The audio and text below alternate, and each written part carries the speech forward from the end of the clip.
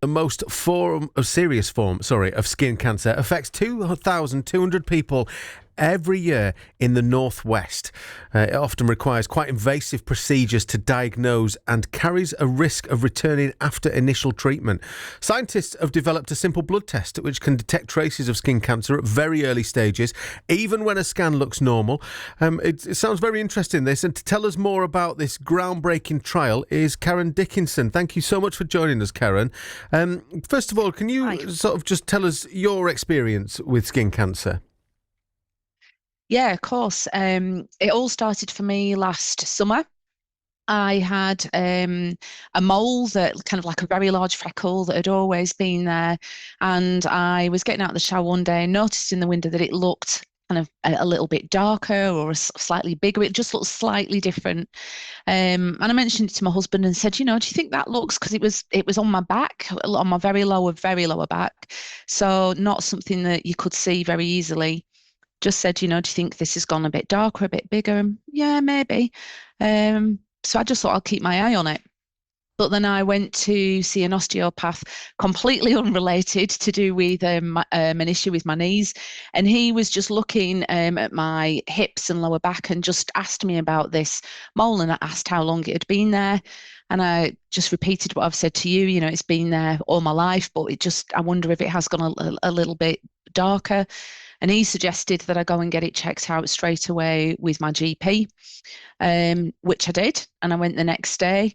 They referred me up to the dermatology department at the hospital, who recommended that I have it removed and so they could do some biopsies on it. And that was all done within 2 weeks. So it really happened really, really quickly. So then you've got the usual wait for biopsy results to come back, which usually takes a couple of weeks.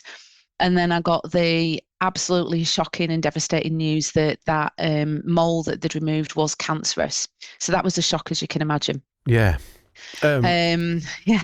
So, no, sorry, continue. Please take us through the rest of the journey as well.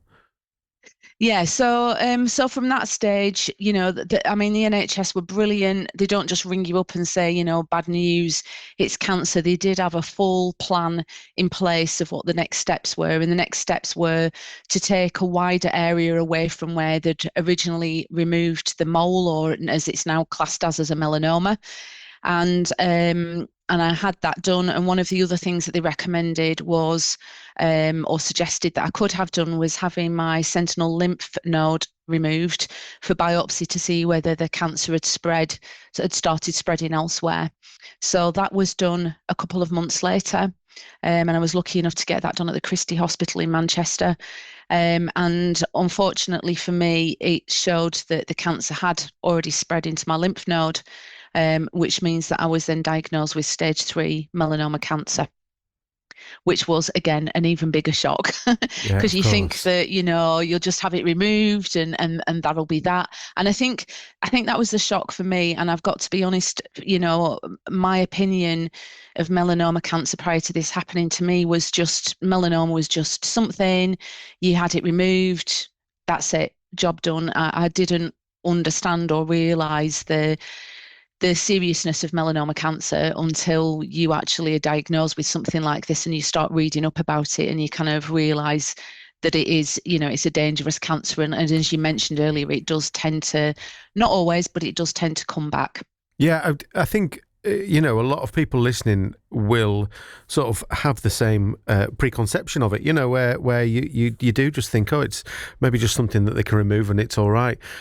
So take us up to where you are now then, Karen, before we go more into where you are with your trial and stuff. Where are you now with your cancer diagnosis?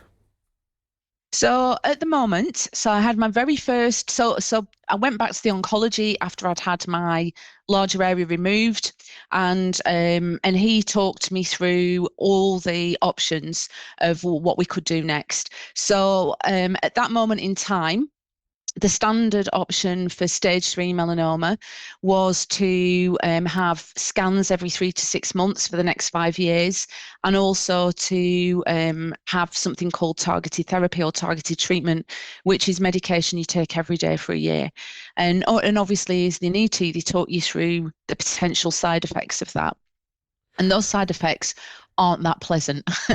So he did say, but there is an option also that you could consider. And this was the trial, the DETECTION-2 study, the clinical trial that I'm on. And that had only just been launched across the UK at that time. And that involves having, as you rightly mentioned, a very specialist DNA blood test where they can pick up traces of melanoma cancer tumour cells way in advance before even that tumour could develop and even show up on a scan, as you say, 12 months later. So it's absolutely incredible. And I, after listening to all the pros and cons, I decided to go down that route and opt for the trial. So I had my very first test in January, and thankfully that came back clear along with all my CT scans. So at the moment, things are good.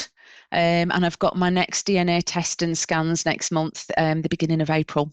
I mean, this must be completely life-changing for people who've had melanoma, because, you know, to go through all that and to go through all the everything that comes with having cancer and all the emotions of it, and then the operations and everything else to remove whatever needs to be removed, to then have, you know, that year-long process of taking medication every day with, like you say, horrific side effects and all that sort of thing. This new trial, you know, working the way it does, it must be absolutely life-changing for people like you who aren't having to go through that after already being through something absolutely horrific. It is. And I think the key thing for me was, as the oncologist suggested and spoke to me, was that at that point, prior to this trial, the medication that you were taking, the targeted therapy, was really a belt and braces in case there was cancer cells still hanging around. But there was no test to test for that. So you might not have had any cancer cells, but you were taking this medication for a year anyway and making yourself feel really poorly when actually you might not have never needed it. So this whole trial, this DNA blood test is absolutely, for me and for other people that are on this trial, it's just incredible, because I'm managing to just get on with life, do what I normally do, work, you know, spend time with family and do all the things I want to do without feeling dreadfully ill. So it is massively, it's exactly as you say, it is life-changing for people with this stage of cancer, definitely. And, you know, you hear the word trial, especially medical trials, and you kind of wonder, you know, how reliable they are and stuff. Do you know how reliable this is? Is it something that looks like it could be the done thing in the future for people who've had this kind of cancer? I think that's the hope. That's the aim of the trial. The trial that I'm on, I'm going to be on it for 5 years. So I will be having these DNA blood tests every 3 months for the next 5 years. For me, yeah, I totally get that. And some people have said to me, oh, you're really brave. I think I would have done the whole belt and braces and taken the medication. But, you know, this blood test has been really thoroughly tested by the scientists. They're really confident with it. And yeah, there always can be a small element of we could get a false positive or a false negative.